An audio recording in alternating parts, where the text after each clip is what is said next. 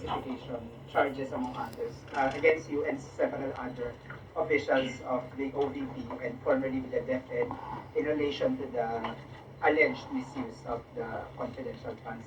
Have you discussed this already with your legal team, with any of the lawyers, and what can you say that is a very heavy case blunder? Yes. Yes, oo. We have an inventory of possible cases to be filed because right now it's only the 2 impeachment cases that are filed with the House of Representatives. All the other cases, we have a list, we have an inventory, and we have lawyers assigned for each case. Usually cases that are similar, we assign it to one lawyer.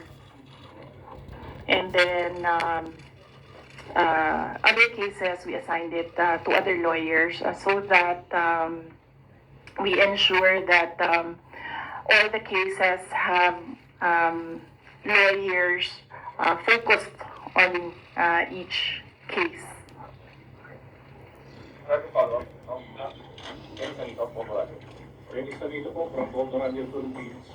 Ma'am, na-consult niyo na ba yung family niyo about this? Dahil kanina nabanggit niyo kung gusto ng lawyers about sa family.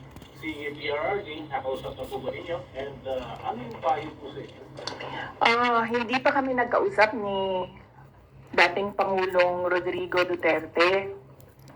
I expect na magkikita kami as usual sa December 24 sa bahay ng mother ko. Likely, baka doon namin mapag-usapan yan kung man mapag-usapan namin dahil madalas kasi kapag nagkasama-sama yung pamilya, lalo na pag nandyan yung mga apo, ay yung mga apo yung pinag-uusapan ng pamilya. Nagsabi si Pangulong Duterte na magpapadala siya ng pera para sa pambayad daw ng mga abogado kasi alam niya na napakaraming mga abogado ngayon ang kinuha para sa iba't ibang mga kaso. Pero nagsabi na rin ako through my brother kasi yung kuya ko yung sinabihan niya, nagsabi ako na huwag na lang siya magpadala ng pera dahil nakapaghanda naman na kami para sa impeachment case. Kasi yung sinabi niya impeachment case, sir. So sabi ko, nakapaghanda kami sa impeachment case. Kasi nga, last year, nag-announce na si Franz Castro ng impeachment. So the moment na sinabi yon, and the moment na nakita namin na tuloy-tuloy yung attacks against me, ay naghanda na rin kami para sa mga abogado. Hi, ma'am. Mara Cepeda from Straits Times, Singapore. Ma'am, you already mentioned that your lawyers are prepared to answer the impeachment cases, but the opposition groups who have filed the complaints against you are accusing you of being evasive in your answers in the alleged corruption and misuse of millions of confidential funds. Ma'am, baka you can offer an explanation also to taxpayers kung above board po pa talaga yung paggamit nitong mga confidential funds para matapos na rin, ma'am, yung question once and for all. Yes, ma'am. I'm not being evasive. If you are referring to the budget hearing and the hearings in the House of Representatives, I'm not being evasive. I am not answering the questions because they have no authority to ask confidential questions. Correct. I am answering questions about the use of the money in the Commission on Audit. And there is you ask the Commission on Audit if there was anything at all that they can say or see that we are not cooperative with the audit. So it is wrong to say that I am evasive. I am definitely not answering questions about the use of the fund, about confidential funds, because it pertains to national security and the lives of the people involved in intelligence operations. Correct. Yan ang sabi ko. Yes. As I said, we have fully cooperated with the audit process of the Commission on Audit, who has the sole jurisdiction to ask questions about the use of confidential funds. In fact, two quarters of the Department of Education are already cleared by the Commission on Audit. But see? it is still being questioned inside the committee in the House of Representatives. So that is the reason why I am not answering questions from the House of Representatives. Plus the fact that, as I said, it is an attack. It is a political attack. If you are in aid of legislation and you want to legislate about confidential funds, you do not target one office and terrorize and torment the employees of that office. What you do is you do a sampling, a random sampling of Kaya nga, yan, materialize mo ang mga secret sa confidential, kaya hindi sumagot si Sarah. billions and billions of confidential funds if you want to legislate about confidential funds. So that shows that they're singling out the office of the Vice Yeah, President. single out lang. I really feel that it's very disrespectful to the office of the Vice President. That is also why when they ask that I respect their process, respect begets respect. So if they want respect, they should first respect the office of the Vice President.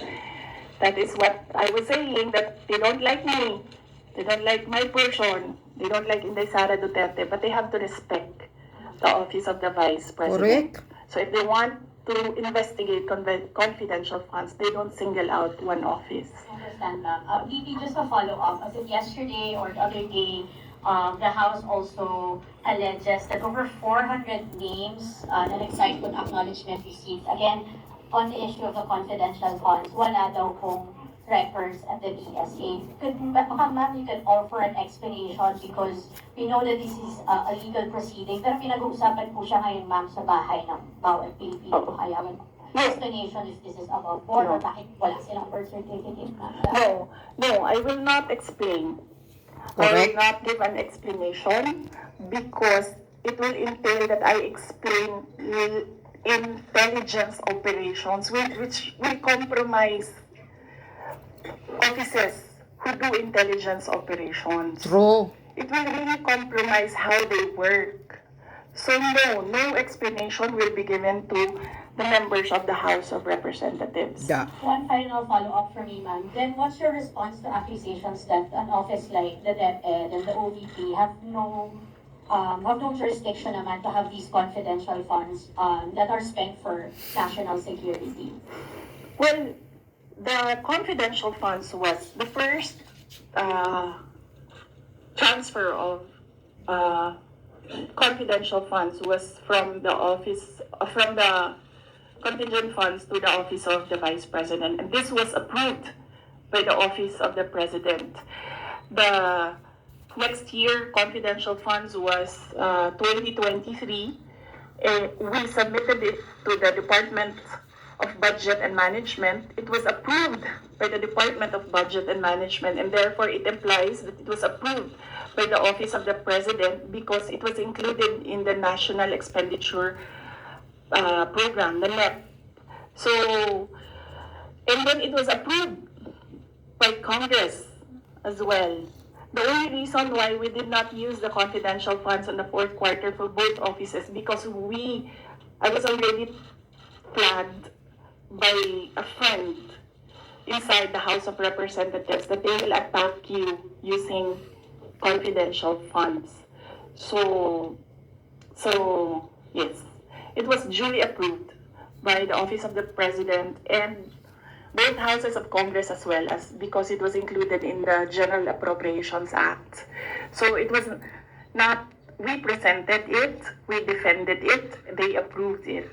We used it, and then the question on utilization is under the Commission on Audit.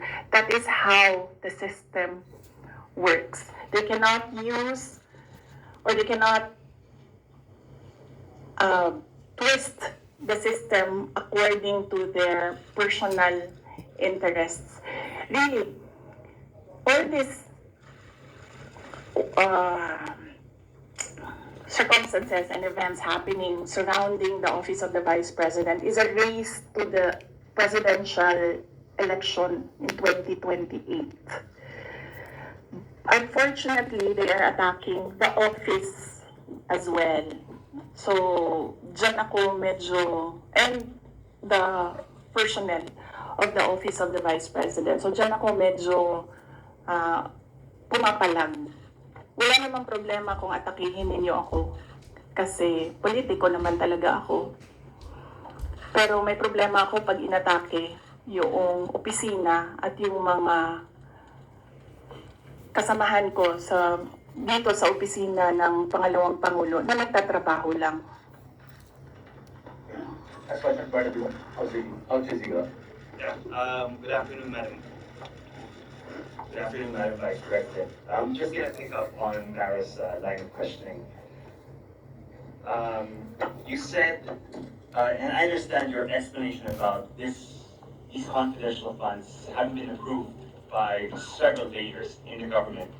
But maybe just to go back to the basics, if you can explain to ordinary Filipinos why the Office of the Vice President needs confidential intelligence funds.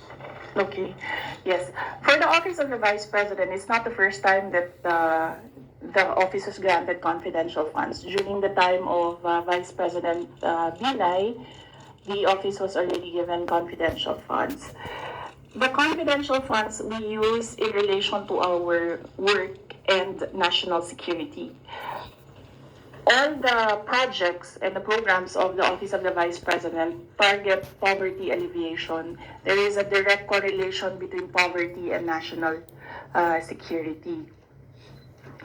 So, what we do is we want to target the areas where we put our projects so that we achieve, peace and order, security.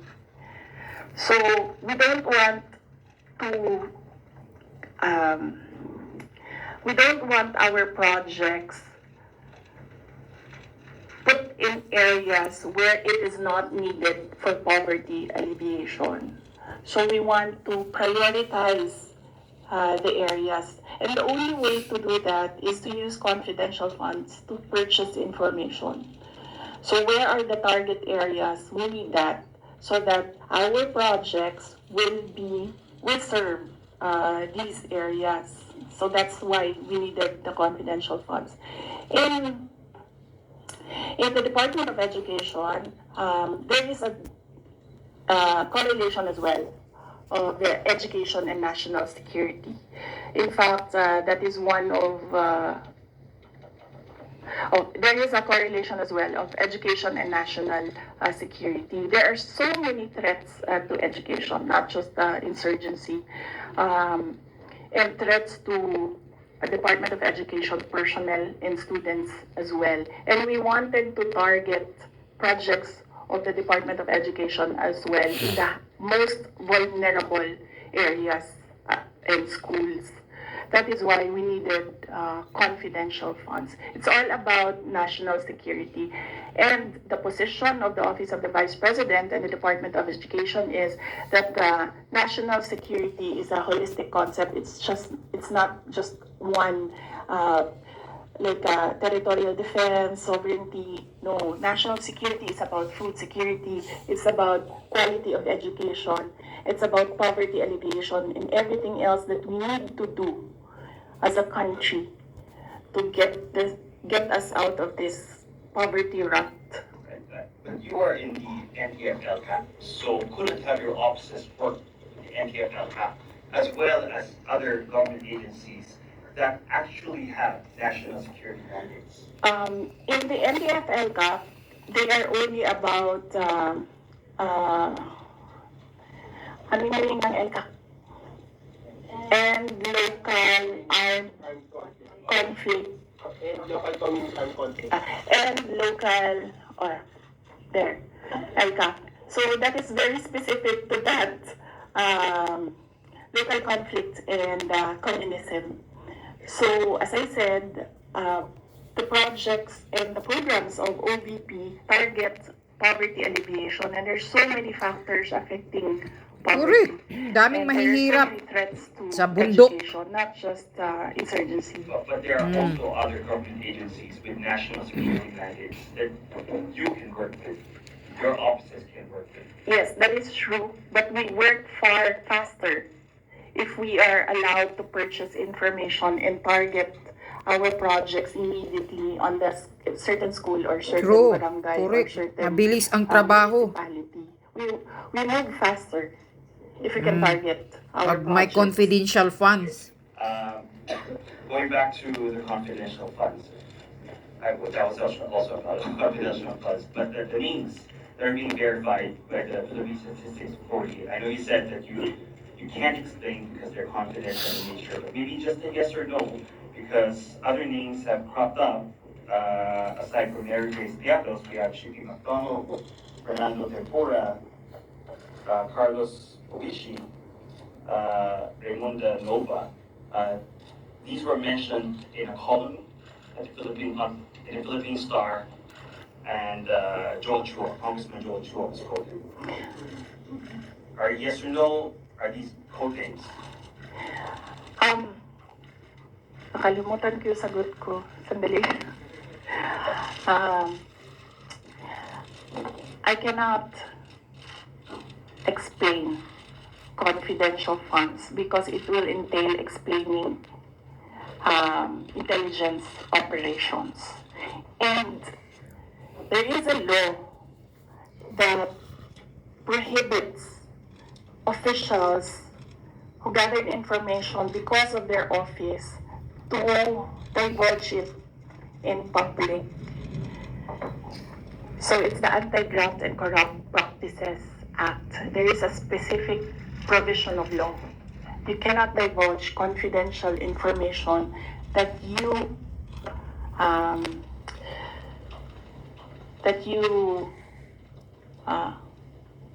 received while in office.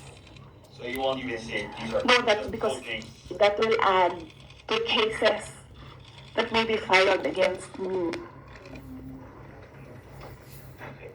One last, sorry. Yes. Why the choice of a letter submitted to the NBI instead of an affidavit? Wait, hold on. I can answer. I can give you a very short answer with regard to ARs.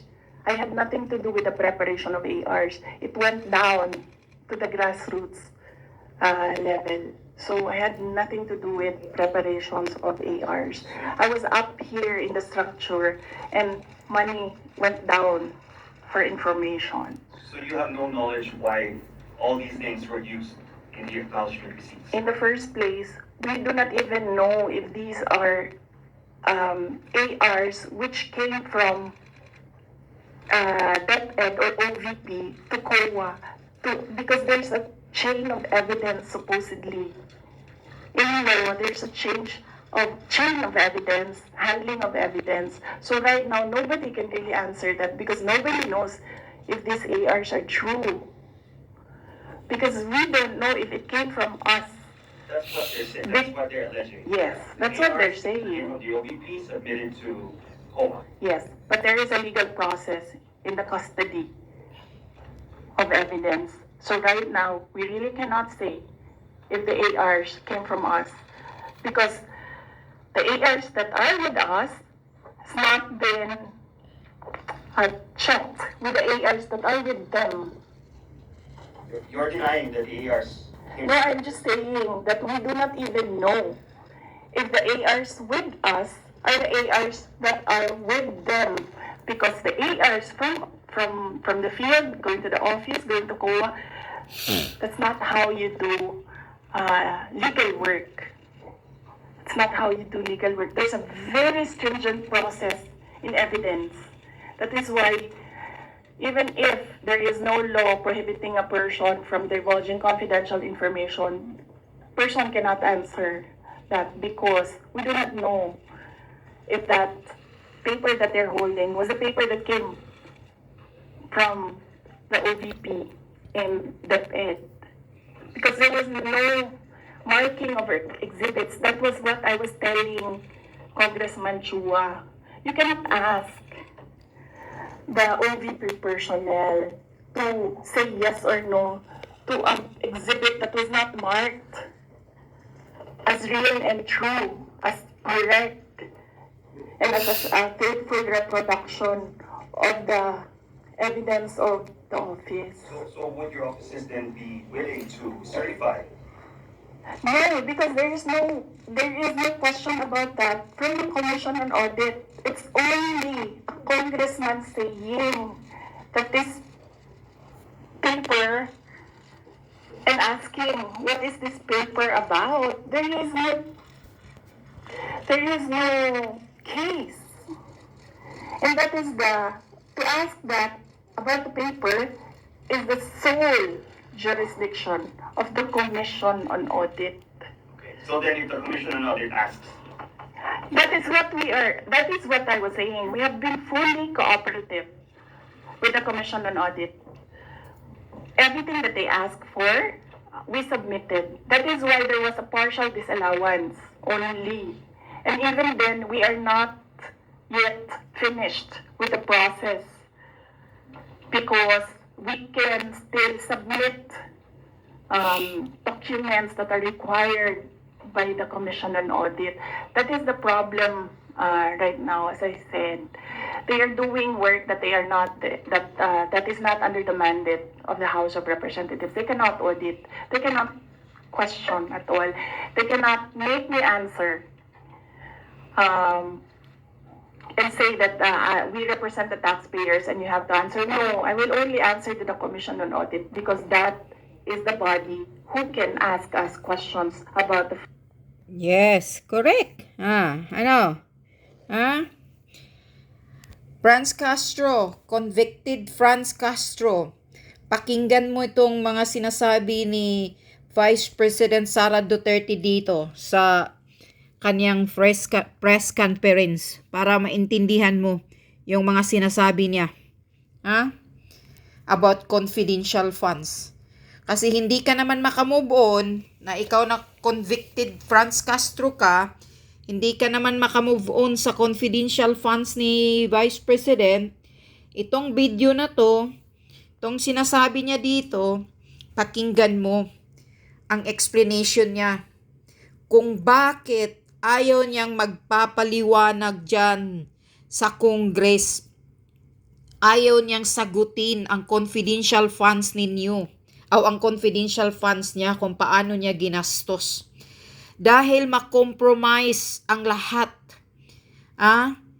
Sinasabi ko na nga noon pa, ano ba ang meaning ng confidential funds? Confidential funds means secret yan. Hindi mo dapat yan ibulgar. Hindi mo dapat yan ibuyagyag sa publiko kung saan ginagamit ang pera dyan. Dahil sinasabi ni Sara, ginagamit niya doon sa mga liblib. Ginagamit niya sa Department of Education. Yung pag-ano niya ng mga proyekto doon sa mga mahihirap doon na sa bundok. Siyempre, maglalagay muna siya doon, magpapauna siya doon ng mga intelligence. Kung ano, may mga, kasi marami daw mga traits. Vice President siya. Dapat niyang gagawin yun. Hindi lang siya ordinaryong appointed na secretary. Kailangan mayroon siyang advance na mga intelligence report na ginagastasan dyan sa kinukuha sa confidential. Kasi maraming traits sa kanya. Kaya yun nga ang sinasabi niya. Pag traits sa Vice President, binaliwala ng mga PNP. Pag yung nagsasalita lang siya, nagurgurin niya, si Marcos Jr., pag ginurgur siya, treats na daw yun. Marami nang nagre-react. Pero yung treats sa kanya, na marami, hindi niyo siya pinapansin. Kaya dyan niya ginagamit ang confidential funds sa mga poverty na ginagamit niyang proyekto. Ma-compromise mo yung mga intelligence report. Maano mo yung mga tao kung ibuyagyag mo yung confidential funds. Yun ang sabi ni Sara Duterte na kaya hindi niya sasagutin ang Kongreso sa mga tanong about confidential funds. Kaya yung mga tuwad ko na nagsasabi na until now, hindi pa daw sinasagot ni Sara Duterte ang tanong nila kung saan napupunta ang confidential funds. Mga tuwadkom, Joel Chua, makinig ka dito sa video na sinasabi ni Sara Duterte dito, na never at hindi kayo makatanggap ng sagot niya about confidential funds. Hindi kayo the right person and the right agency na magtatanong sa kanya about confidential funds.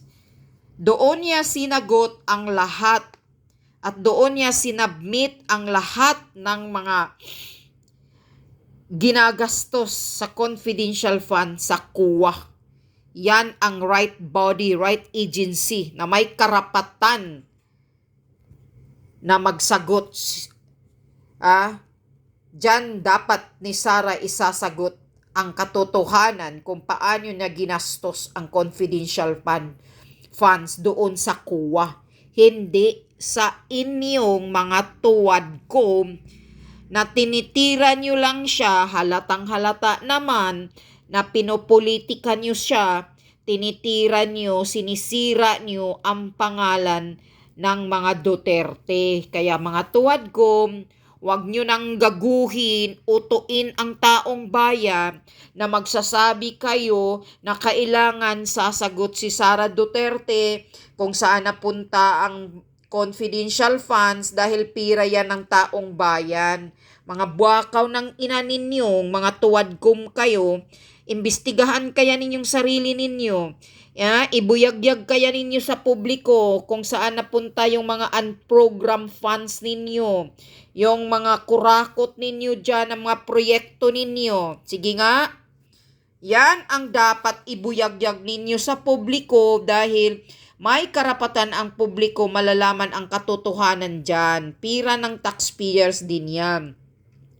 Pero itong confidential funds ng Vice President, hindi dapat ito ibuyagyag. Hindi kailangang malaman ng mga tao dahil binibigay niya yan sa mga intelligence, sa mga information report na para magpapatuloy yung proyekto niya na gagawin niya dyan sa mga liblib, sa mga bundok-bundok, lalo na yung pagpatayo ng mga schools, pagpunta-punta niya doon sa mga maliblib na mga kabundok-bundukan, na may mga bata na mahirap makapag-aral.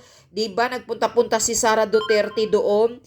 Ginagamit niya ang confidential funds dyan dahil nagbibigay siya doon ng advance na para magkaroon ng mga information, makagather ng intelligence report, kung mayroon bang threats doon, kung mayroon ba doong nakaabang na pwede siyang patayin, yun, ginagamit niya ang confidential funds. Ang titingnan ninyo dito, mga tuwadkom,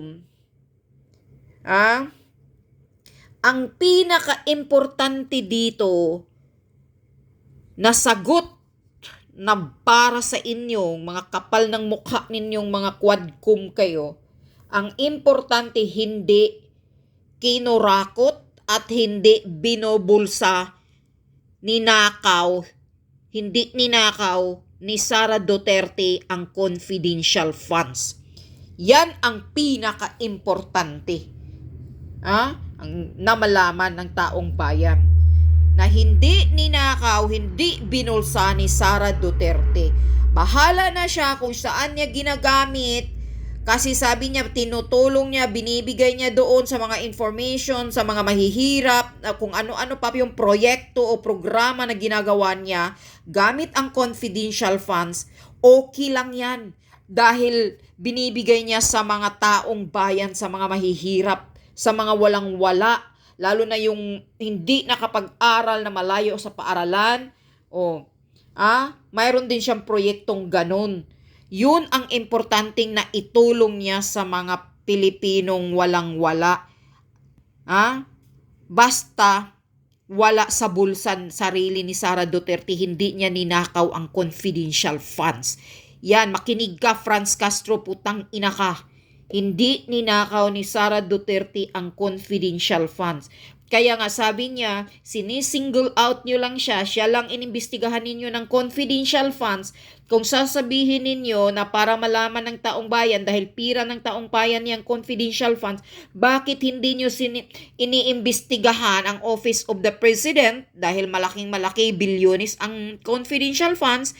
Bakit hindi ninyo imbestigahan ang 400 offices, 400 agencies ng gobyerno na nagkaroon ng confidential funds? Hindi Vice President lang ang may confidential funds.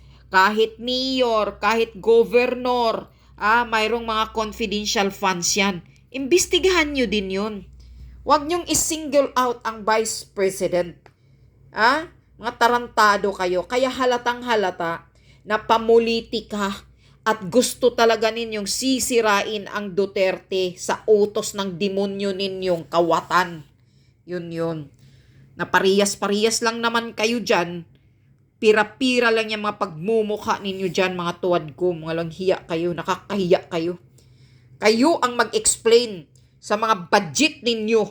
Explain nyo sa taong bayan kung saan napupunta ang mga budget ninyo na hanggang ngayon binabaha ang buong Pilipinas. Kayo ang dapat mag-explain kung saan napupunta yung mga budget ninyo dyan sa tuwad ko. Kapal ng mukha ninyo. Imbestigahan nyo si Tambaluslos, si Martin Romualdez, sa travel expenses niya, ang program funds niya. Imbestigahan nyo yan. Bilyones, di ba? Bakit tahimik kayo? Takot kayo, mga tuwad ko.